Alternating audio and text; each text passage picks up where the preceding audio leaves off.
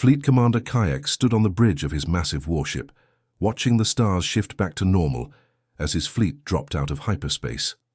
12 of the most powerful ships in the Draconian hegemony floated in the darkness at the edge of what humans called the Sol system. Each ship was the size of a small city, bristling with weapons that could crack planets in half. Kayek's clawed fingers drummed against the command console as he reviewed the intelligence files one more time. Earth, a small blue and green world orbiting an unremarkable yellow star. The beings living there called themselves humans, and according to every scan and probe the Draconians had sent, they were barely more advanced than cave dwellers who had somehow stumbled into space travel. "Commander," his second-in-command hissed through sharp teeth, "the scouts report primitive satellites around the target world. Their technology appears to be at least 300 years behind our own." Kayek's mouth curved into what might have been a smile if his species had been capable of such expressions. 300 years behind. That meant these humans were using chemical rockets and basic radio waves, while the Draconians had mastered faster-than-light travel, energy weapons, and planetary conquest. It would be like a tank rolling over an anthill. The mission was simple, the kind the Draconian hegemony had completed thousands of times across the galaxy. Drop into the system, demonstrate overwhelming force, demand surrender, and then harvest everything of value.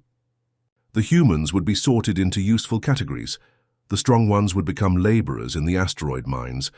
The smart ones would maintain Draconian technology, and the rest would serve in whatever capacity was needed. Kayek had personally led 47 such conquests over his long career. Some species fought back desperately with whatever primitive weapons they possessed. Others surrendered immediately when they saw the size of his fleet. A few had tried to negotiate, offering tribute or alliances, but the hegemony had no use. For equals, only slaves and resources. Looking at the tactical display, Kayek felt a familiar surge of satisfaction. The human homeworld showed no signs of significant military preparation. A few space stations orbited the planet, laughably small compared to Draconian battle platforms. Their largest ships appeared to be cargo vessels or primitive exploration craft. There were no energy shields protecting their cities, no orbital defense platforms, no signs of the kind of technology that could even scratch the paint on a Draconian warship. "Begin the approach," Kayek commanded, his voice carrying the authority of someone who had never faced a defeat. "Standard formation. We'll give them time to see us coming. Fear makes the conquest easier. Signal the fleet to charge weapons, but hold fire until I give the order. These humans should at least have the chance to surrender before we demonstrate why resistance is futile." The 12 ships began moving deeper into the solar system, their massive engines creating a light show visible from Earth with the naked eye. The Draconian fleet moved through the outer reaches of the solar system like predators stalking their prey. Commander Kayek watched his screens light up with dozens of signals, primitive communication satellites, weather monitoring stations, and what looked like basic research probes scattered throughout the system. Everything he saw confirmed what the intelligence reports had told him. These humans were technologically backward, using equipment that belonged in a museum by Draconian standards. "Communications officer," Kayek barked, his voice echoing through the bridge. "Open channels on all human frequencies. It's time to introduce ourselves properly." The officer's claws clicked rapidly across the control panel. Within moments, every radio, television, internet connection, and satellite dish on Earth would receive the same message. Kayek had delivered this speech so many times he could recite it in his sleep. "Primitive beings of the third planet," his voice boomed across space, automatically translated into dozens of human languages. "I am Commander Kayek of the Draconian hegemony. Your world now falls under our dominion. Surrender immediately and your deaths will be swift. Resist and your entire species will suffer beyond imagination. You have one of your planetary rotations to respond with complete submission." Kayek leaned back in his command chair, expecting the usual responses. Sometimes there was stunned silence for hours. Other times, desperate pleas for mercy filled the communication channels.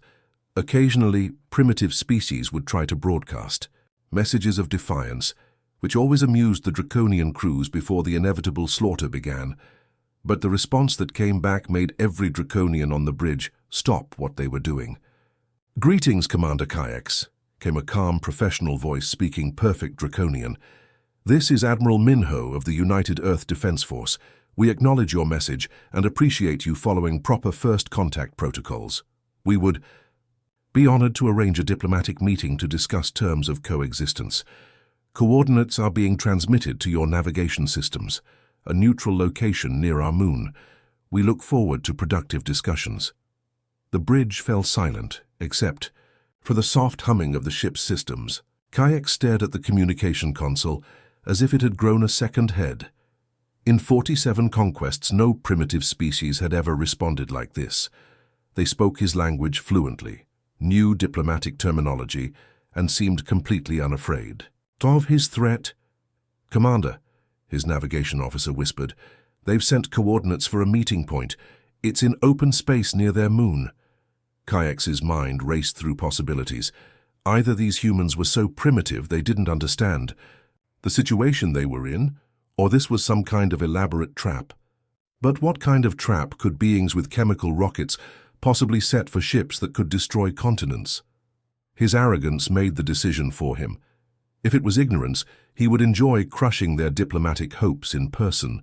If it was a trap, it would be amusing to see what these creatures thought could threaten the might of the Draconian hegemony. "Set course for their coordinates," Kayaks commanded, a predatory gleam in his eyes.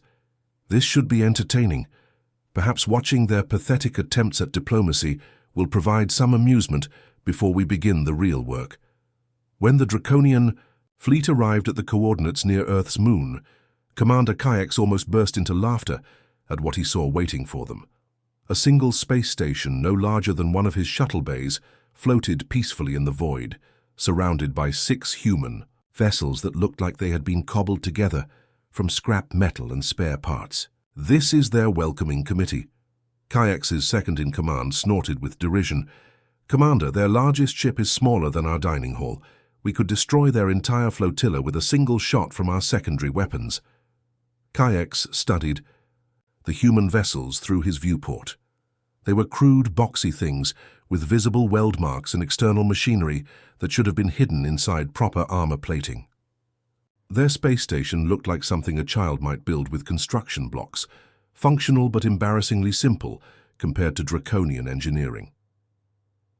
A communication request came through on standard diplomatic frequencies.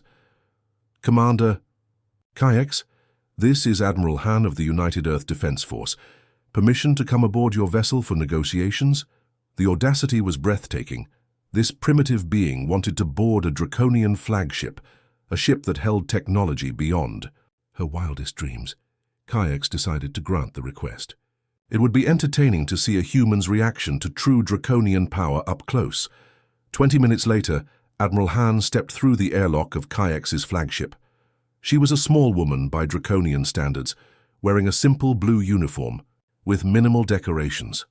What struck Kayaks immediately was her complete lack of fear or wonder. Most primitive beings who boarded Draconian ships spent the first several minutes staring in awe at technology they couldn't comprehend. Admiral Han simply looked around once, nodded politely and walked confidently toward the conference room. "Impressive ship, Commander," she said conversationally, as they walked through corridors lined with advanced displays and weapon controls. "The energy distribution system is particularly elegant, very efficient design." Kayaks paused mid-step. Energy. Distribution systems were not something primitive beings should understand, let alone comment on with technical appreciation. He filed the observation away and continued walking. In the conference room, Admiral Han sat across from Kayaks and his senior officers with the same calm professionalism she might display at a business meeting. She pulled out a small device, apparently some kind of primitive tablet, and began taking notes. "Now then," she said, "I understand you're interested in establishing a presence in our solar system. We're certainly open to discussions about mutual cooperation and trade agreements. What exactly are you hoping to accomplish here?" The question was so absurd that Kayaks couldn't immediately respond. Trade agreements? Mutual cooperation? Did this human not understand that her entire species was facing extinction or enslavement? Admiral Han, Kayaks said slowly, I believe you misunderstood our earlier transmission. We are not here to trade. We are here to conquer. Your species will submit to Draconian rule or be destroyed. Admiral Han made another note on her device, completely unfazed. I see. And what makes you believe that conquest is a viable option in this situation? The casual way she asked the question sent an unexpected chill down Kayaks' spine. Commander Kayaks' patience finally snapped. This human woman sat across from him, asking questions as if she held any power in this situation. Her calm demeanor and casual note-taking felt like mockery of everything the Draconian hegemony represented. It was time to show her exactly what she was dealing with. Admiral Han, Kayaks said, rising from his seat with deliberate menace, I think you need a practical demonstration of why your species should fear us. Come with me to the observation deck.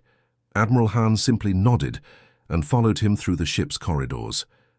Even now, walking past displays of Draconian military might, she showed no signs of intimidation. Her eyes took in everything with what looked like professional interest, rather than the terror Kayaks expected. On the observation deck, Kayaks pointed through the massive viewport toward a nearby asteroid, a chunk of rock and metal about the size of a city block floating peacefully in space. Watch carefully, Admiral, Kayaks commanded. Communications, target that asteroid with the primary plasma cannon. Full power. The flagship's main weapon began to charge with a sound like rolling thunder. Energy conduits throughout the ship glowed. Brilliant blue as power flowed toward the massive cannon mounted on the ship's bow. The charging process took nearly 30 seconds, building to a crescendo that made the entire vessel vibrate with barely contained energy. When the weapon fired, it lit up space like a miniature star. A beam of pure destruction lanced out from the Draconian flagship, striking the asteroid dead center. The rock didn't just explode, it simply ceased to exist. The intense energy vaporized every atom, leaving nothing but empty space and a brief flash of light that faded within seconds. Kayaks turned to Admiral Han, expecting to see her face twisted with horror at the display of power that could level entire cities. Instead, he found her making more notes on her small device, occasionally glancing up at the empty space where the asteroid had been. Interesting, she murmured, tapping her stylus against the screen. Plasma-based energy weapon, approximately 47 terawatts output based on the energy signature. Clean vaporization with minimal radiation scatter. Very precise targeting system. Kayaks stared at her in disbelief. You just witnessed the complete annihilation of a mountain-sized asteroid, and you're taking technical notes. Admiral Han looked up from her device with the same professional courtesy she had shown throughout their meeting. Commander, with respect, this isn't our first demonstration of this type. We've observed similar weapon systems before. Impossible, Kayaks snarled. No primitive species in this region of space possesses technology even close to Draconian capabilities. What could you possibly have seen that compares to what you just witnessed? Admiral Han's expression didn't change, but something in her eyes made Kayaks take an involuntary step backward. When she spoke, her voice carried a weight that seemed to fill the entire observation deck. Commander Kayaks, you're operating under a fundamental misunderstanding about this situation. Earth isn't an isolated, primitive world that stumbled into space travel. We've been expecting visitors like you for quite some time now. In fact, you're not even the first Draconian fleet to visit our solar system. The words hit Kayaks like a physical blow. That's impossible. Our records show no previous contact with your species. Admiral Han's smile was small but somehow terrifying. That's because none of your previous fleets made it home to file their reports. Admiral Han's words echoed in Commander Kayaks' mind. As he stormed back to the bridge of his flagship, previous Draconian fleets that never made it home? Impossible. The hegemony's military records were flawless, and there had never been any mention of lost expeditions to this backwater system.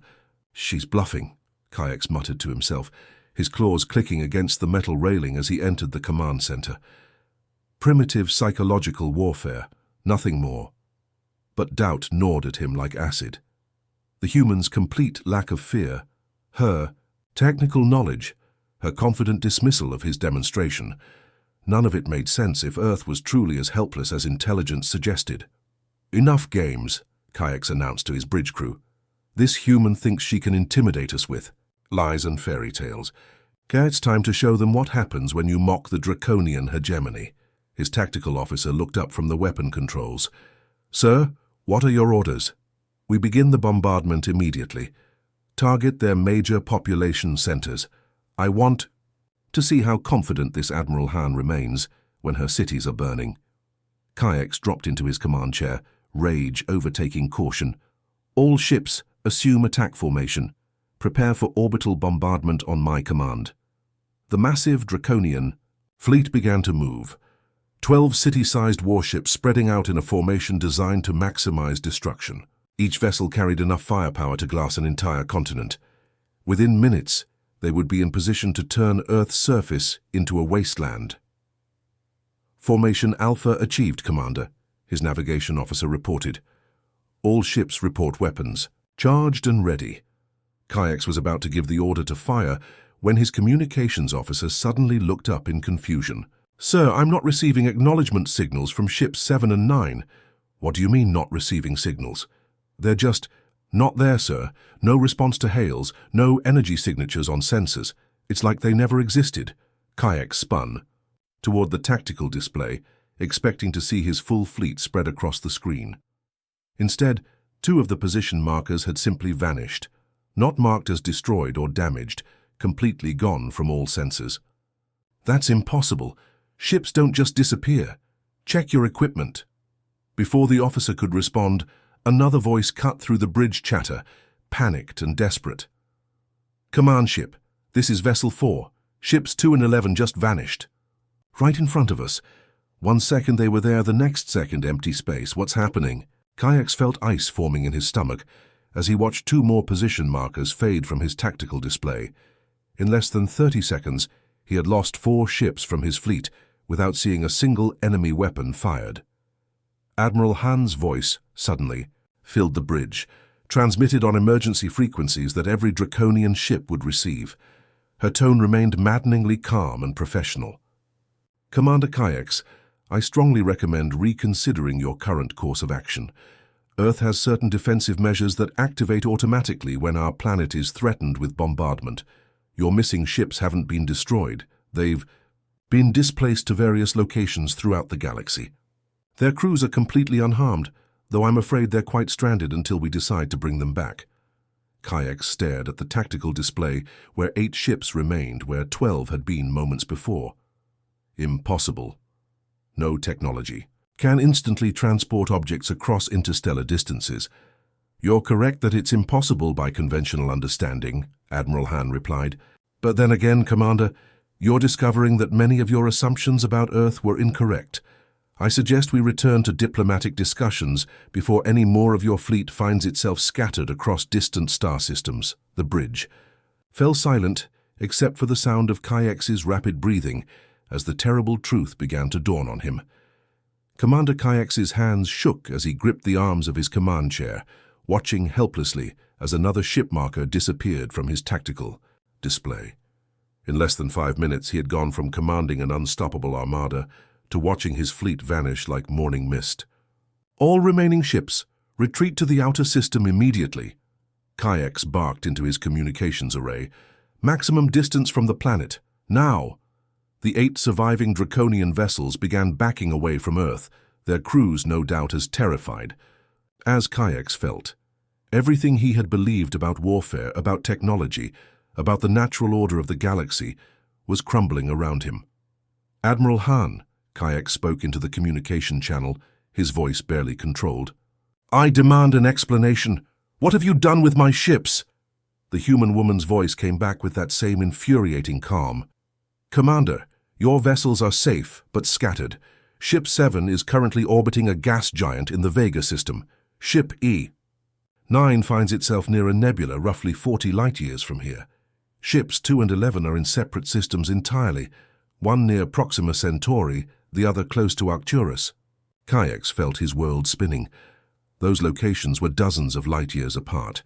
Even with Draconian hyperspace technology, it would take his missing ships months or years to return home, if they could find their way at all. How? He whispered. No species has technology capable of instantaneous transportation across such distances. You're correct that it's beyond conventional understanding, Admiral Han replied. Earth developed what we call displacement technology after our first encounters with hostile alien visitors. This isn't our maiden voyage into interstellar politics. Commander, we've dealt with aggressive species before. The words hit kayaks like hammer blows. First encounters. How many species have attempted to conquer your world?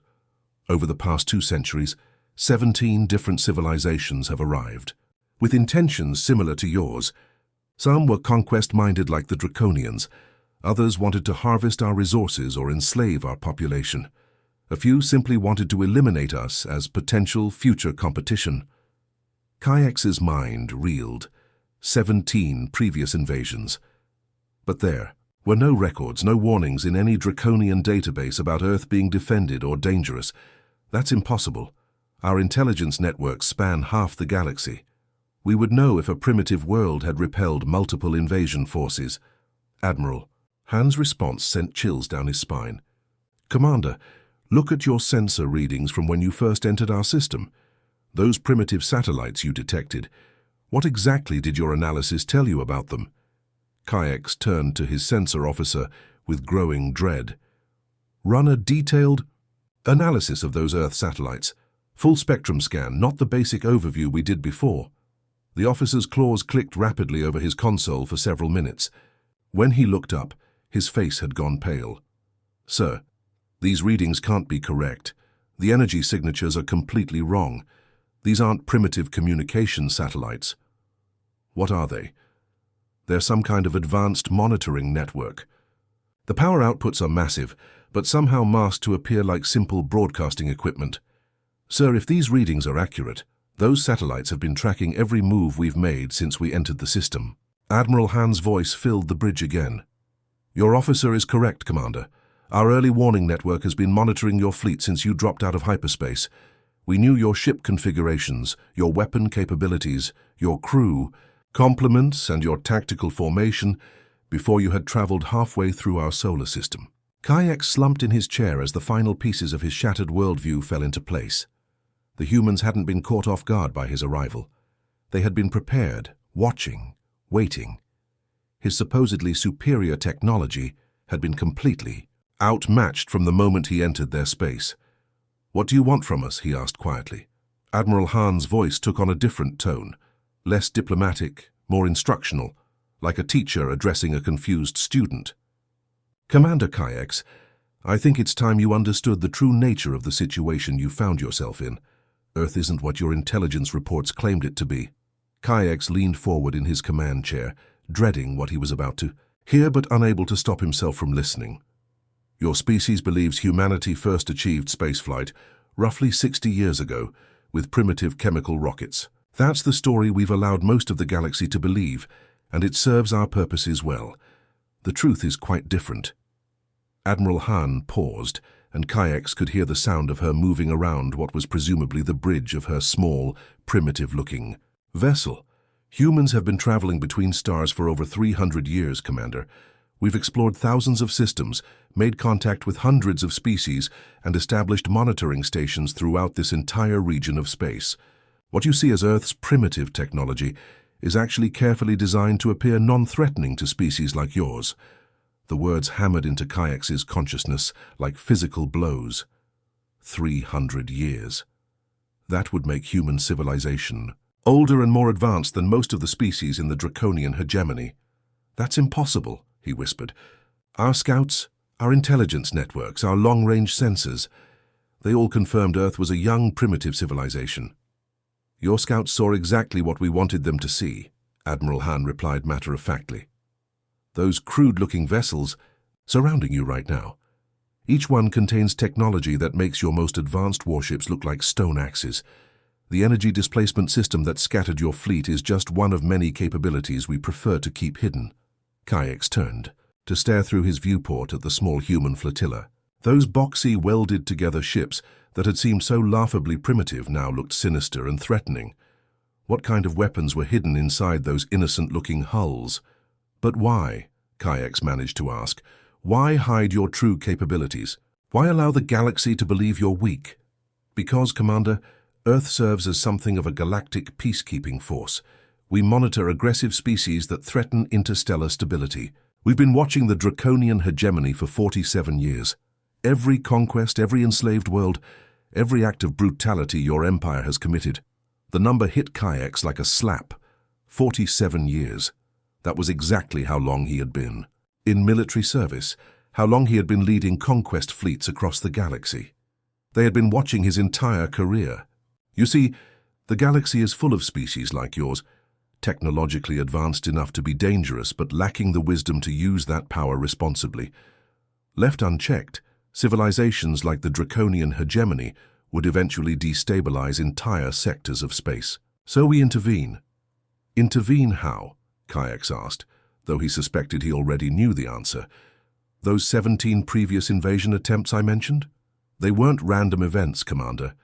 Each one was a test case, a way for us to study different types of aggressive species and develop appropriate responses. Some civilizations, like yours, we redirect toward more peaceful pursuits.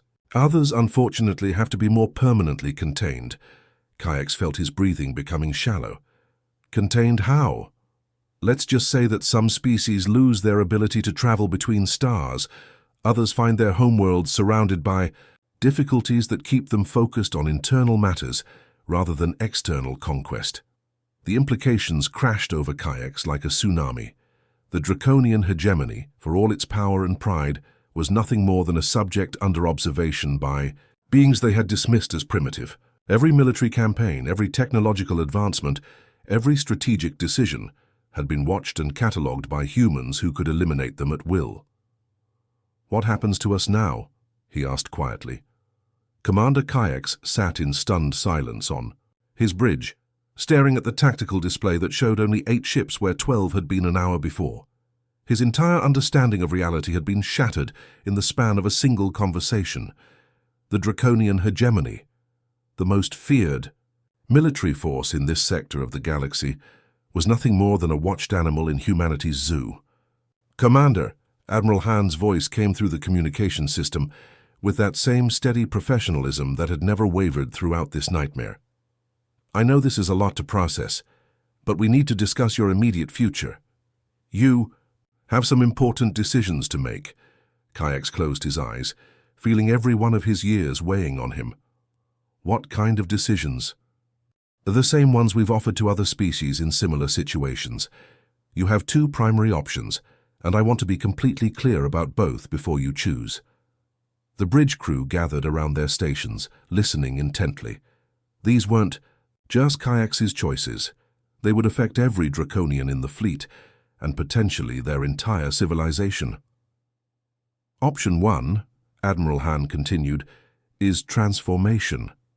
The Draconian hegemony abandons its conquest-based culture and restructures itself into a peaceful, productive member of the galactic community. We would provide guidance, resources, and technological assistance to help your people find new purposes beyond warfare and subjugation." Kayaks felt his second-in-command shift uncomfortably beside him. A culture built on military conquest for over 1,000 years couldn't simply change overnight. "And if we refuse?" "Option 2 is relocation. We would transport your entire civilization to a distant system far from any other inhabited worlds, where you could continue your current way of life without threatening anyone else. You'd have everything you need to survive and thrive, but no ability to expand beyond that single system." The words sounded reasonable, almost generous, but Kayaks understood the iron fist hidden in the velvet glove. Either change completely or accept permanent exile. Neither option left room for the Draconian hegemony to continue as it had. "What about my missing ships?" Kayaks asked. "My crews? They'll be returned safely regardless of your choice. Those people are just doing their jobs. They don't deserve to suffer for decisions made by their leadership. However, if you choose option 2, they'll be relocated along with the rest of your civilization." Kayaks found himself thinking about the crews scattered across the galaxy. Thousands of Draconians who had trusted him to lead them safely home. Some had families waiting for them. Others were young soldiers on their first deep space mission. All of them were counting on him to make the right choice. How long do I have to decide? Take as much time as you need, Commander. We're not going anywhere, and neither are you until this is resolved. But I should mention that the longer your government remains unaware of this situation, the more difficult the eventual transition will be. Kayaks realized that Admiral Han was right. Every hour he delayed meant more Draconian fleets might be dispatched. To investigate his disappearance, more ships would arrive expecting to find a conquered world and instead encounter humanity's hidden power. You could simply destroy us, Kayak said quietly. Your technology is clearly superior. Why offer us choices at all? Admiral Han's response revealed something fundamental about human nature that Kayaks had never encountered in his decades of conquest. Because, Commander, we've learned that forced change rarely lasts. Real transformation has to come from within. We'd rather have allies than prisoners, and we'd rather have former enemies choose peace than have it imposed on them. Some species surprise us with their capacity for growth. For the first time since entering the Sol system, Kayaks felt something other than fear or anger. He felt hope. 3 months had passed since the day Kayaks' world turned upside down in the Sol system. He stood now on the observation deck of what had once been his flagship, watching a very different kind of fleet operation unfold before him. The ship still bore Draconian design, but the crew working alongside him wore the mixed uniforms of a dozen different species, all former enemies who had chosen transformation over exile. Cultural liaison.